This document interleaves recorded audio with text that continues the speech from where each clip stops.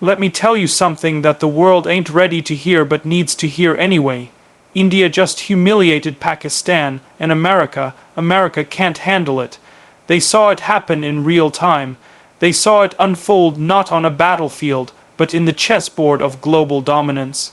And while Washington blinked, New Delhi moved. While others hesitated, India acted. And now, the echo of that boldness is ringing through the corridors of power across the globe. People ask me, how did India do it? Let me break it down for you. They didn't raise their voices. They didn't throw tantrums on international stages. They didn't beg for validation. They didn't even flinch. They stood tall, calm, and did what giants do, moved in silence and let the earth shake beneath them. You see, humiliation doesn't always come from defeat. Sometimes it comes from exposure, and what India did was expose the fragility of narratives, the weakness behind the posturing.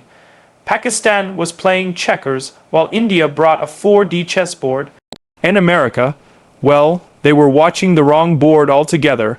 For decades, people have painted India as the underdog, the tech hub with poverty problems, the ancient civilization with modern dilemmas. But not anymore. This is a new India.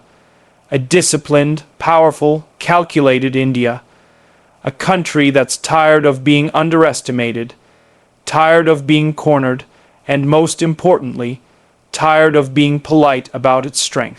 So when Pakistan started its usual theatric, straddling sabers, flexing missiles, and playing the victim card, India didn't even blink.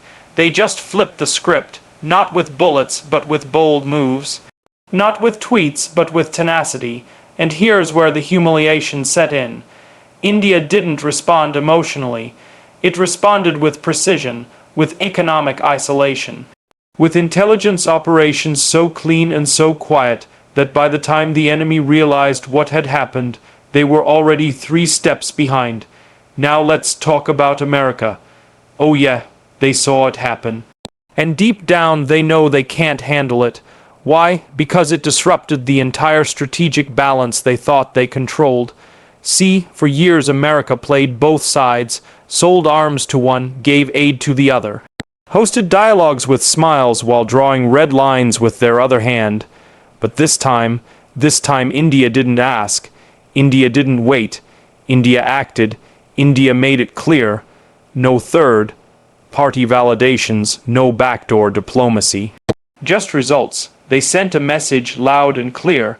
We don't need you to fight our battles. We just need you to stay out of our way. Let's rewind for a second. Think about the surgical strikes, the air raids deep into enemy territory. Not only did India cross lines, but they also erased the ones that needed erasing.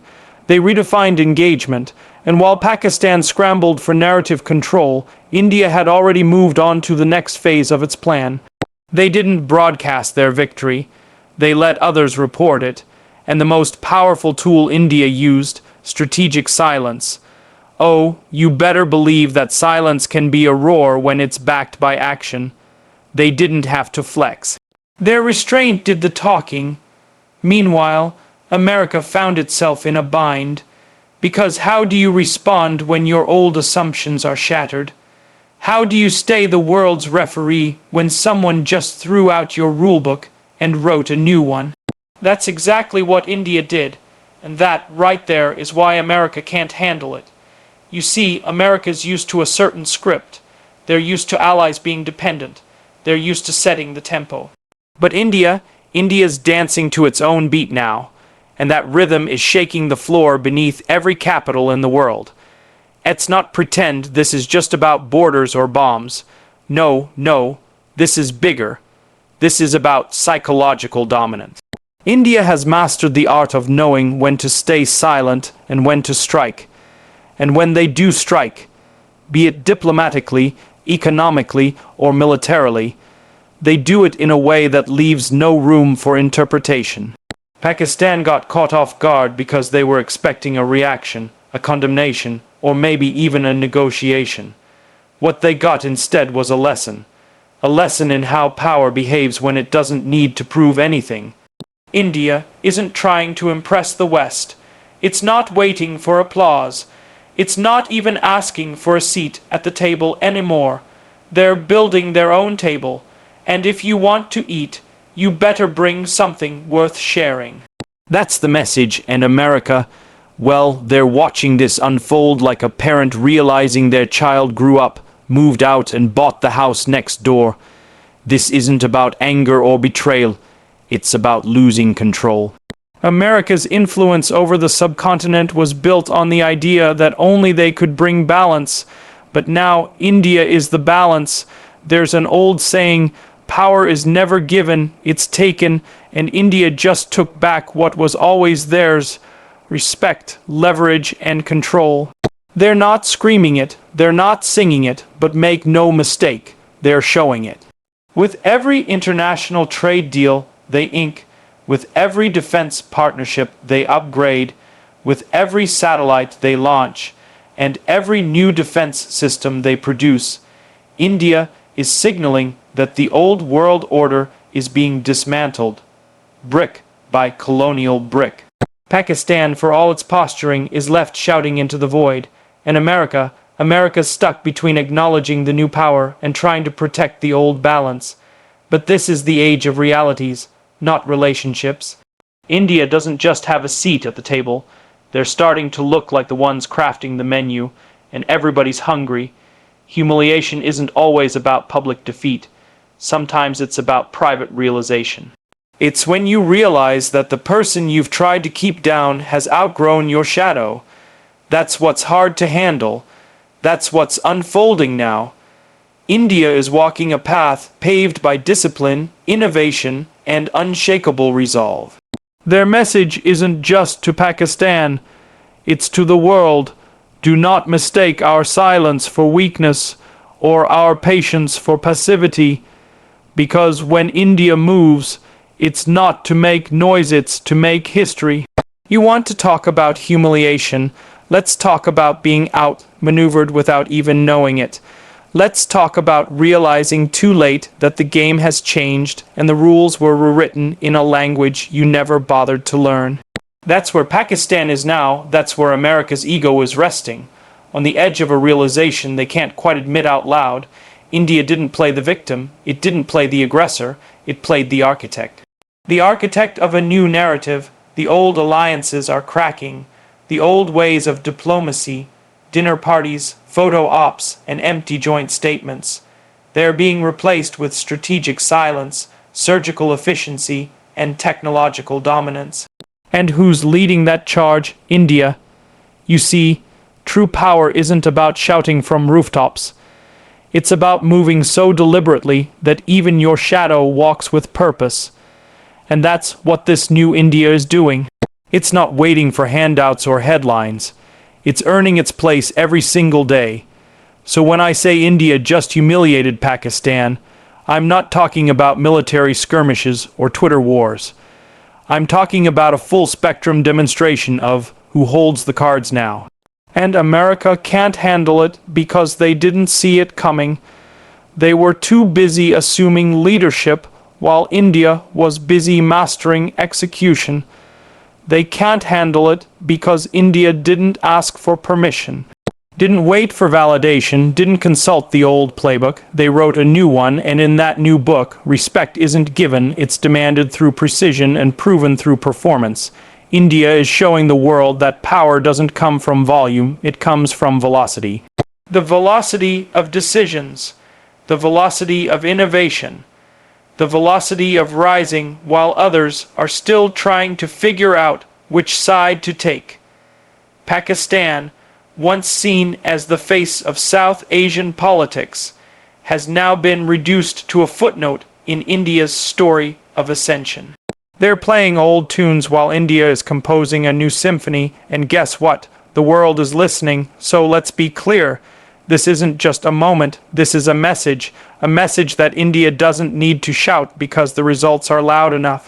And that's the kind of humiliation that leaves a mark, not just on the opponent, but on the global psyche. India isn't rising quietly, it's rising with dignity, and that's something neither Pakistan nor America saw coming. But they feel it now, and they'll keep feeling it, Every time India makes another move that reminds them it's a new era and New Delhi is setting the tone. Absolutely. Here's the full 2,000-word expansion of Keynote No. 10. In the Steve Harvey inspired Jordan Peterson tagged Motivational, geopolitical tone with no headings and no ending sentences as requested. India didn't escalate. It evaporated the opposition's leverage and made dominance look effortless. You see, the old way of playing this game was loud. It was about chest, thumping, press conferences, flybys, and flashy condemnations. But India didn't step onto that stage. It redesigned the theater. While Pakistan was rehearsing outrage and America was playing director, India walked past the script, rewrote the scene, and filmed an outcome no one saw coming. Now, let me tell you how that kind of power plays out. Dominance today isn't about the size of your army, the sharpness of your missiles, or how many allies are willing to clap for you at the UN.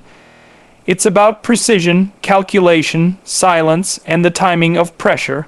India didn't humiliate Pakistan by shouting.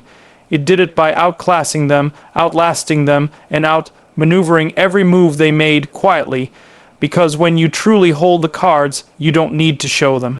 You make the table shift without lifting a finger. That's what India did, and that's exactly why America couldn't handle it, because the game changed, and for the first time, they weren't the ones changing it. India's restraint wasn't weakness. It was power, refined, tested, and now fully weaponized through clarity.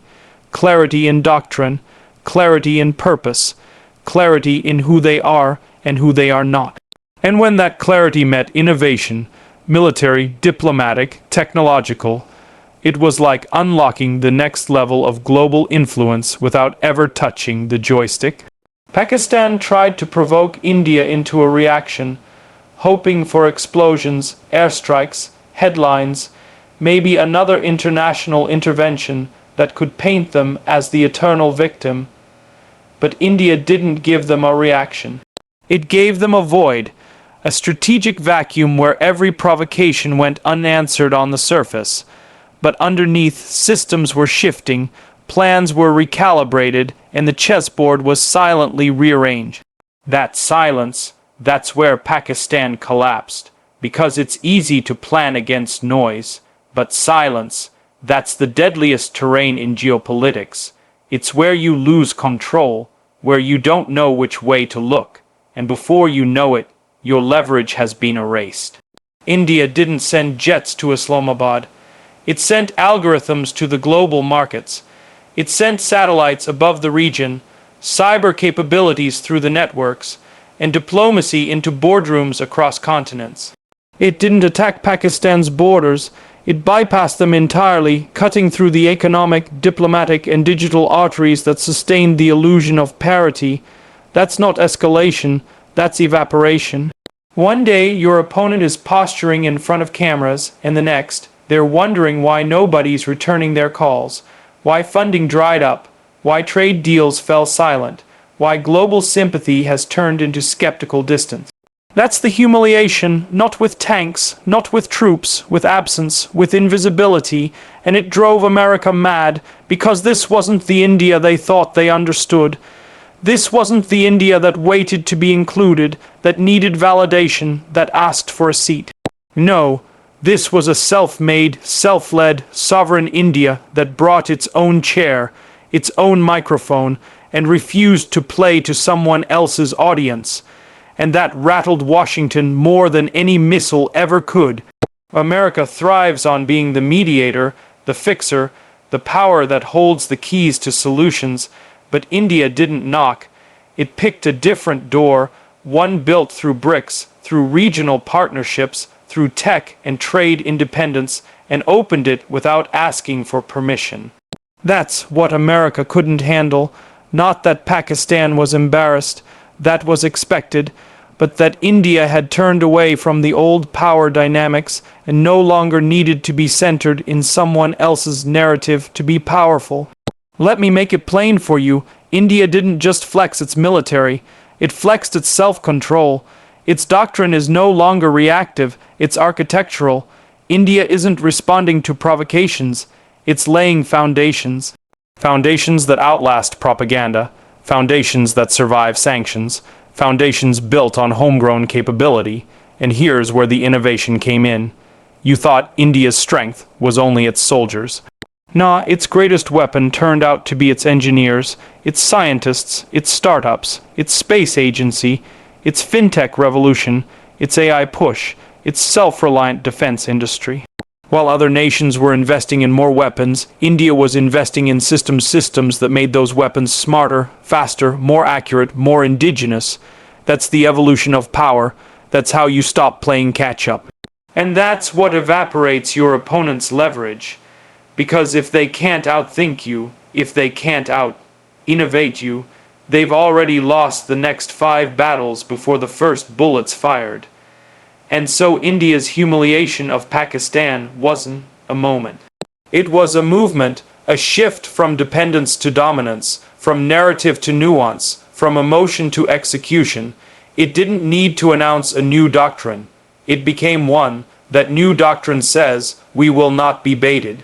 We will not be bullied. We will not be bound by legacy systems that no longer serve us. Instead, we will build, we will rise, and we will act. Not when you want us to, but when it changes the outcome permanently. This doctrine doesn't demand applause, it earns it. It doesn't seek confrontation, it ends the need for it. It doesn't escalate, it elevates. It takes the air out of the room and leaves the opposition gasping for relevance. See, humiliation isn't always about loss. Sometimes it's about the realization that your opponent didn't even consider you worth engaging. That you've fallen so far out of the power equation, your threats echo into emptiness.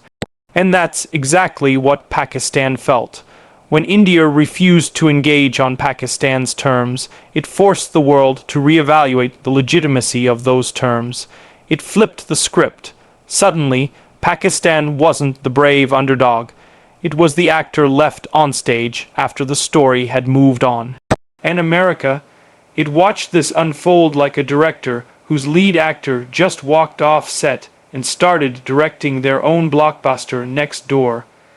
It tried to recalibrate, to reassert relevance, but India wasn't listening. It was leading, and when you lead with quiet strength, you don't need to argue. The results speak in every language. This is not the same India. This is not the India that waits to be understood. This is the India that builds systems you will have no choice but to interface with. That's the real shift. It's not about dominance through aggression. It's about inevitability through integration. Pakistan tried to rally old allies, but those allies were already placing their chips on India's table. Trade routes, infrastructure funding, tech collaboration. They weren't waiting for another round of noise. They were betting on results. And India was delivering, and that's the most humiliating part for the opposition.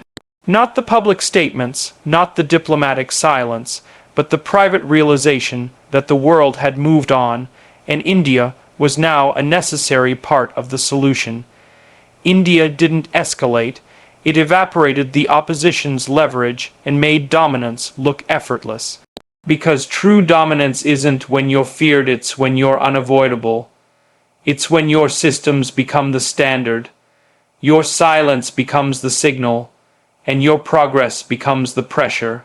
India stepped into that space, not with noise, not with confrontation, but with the unshakable calm of a nation that knows exactly who it is, and exactly where it's going.